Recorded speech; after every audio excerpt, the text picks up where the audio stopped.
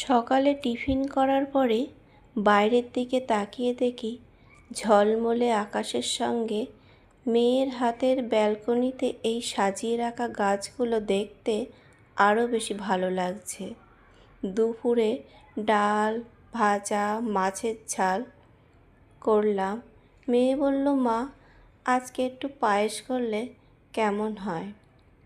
মেয়ের হাতে এই ছোট্ট সুন্দর সাজানো রান্নাঘর দেখতে আমার ভীষণ ভালো লাগে আর গর্ব অনুভব করি। চাকরি সূত্রে দেশ বিদেশ থেকে নিয়ে আসা ফ্রিজের গায়ে আটকে রাখা এই ম্যাগনেটগুলো দেখতে আমার ভীষণ ভালো লাগে আর গর্ব অনুভব করি।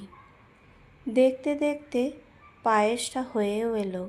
দেখে তো মনে হচ্ছে বেশ ভালো হয়েছে, কিন্তু না, যখন মেয়ে বলবে মা পায়েসটা ভালো হয়েছে তখনই আমার মনে হবে হ্যাঁ ভালো হয়েছে। এদিকে দুপুরবেলা স্নান করে পুজোটা সেরে নিলাম আর ঠাকুর কাছে কামনা করলাম আমার সংসার আর আমার মেয়েকে ঠাকুর তুমি ভালো রেখো। অনেক শুভ কামনা ঠাকুরের কাছ থেকে চেয়ে নিলাম। মেয়ের হাতে গুছিয়ে রাখা এই ঘরটার দিকে যখনই তাকায় তখনই মনে হয় আমার মেয়েটা কত বড় হয়ে গেল। দুপুরবেলা টিভি দেখতে দেখতে দুপুরের খাবারটাও সেরে নিলাম।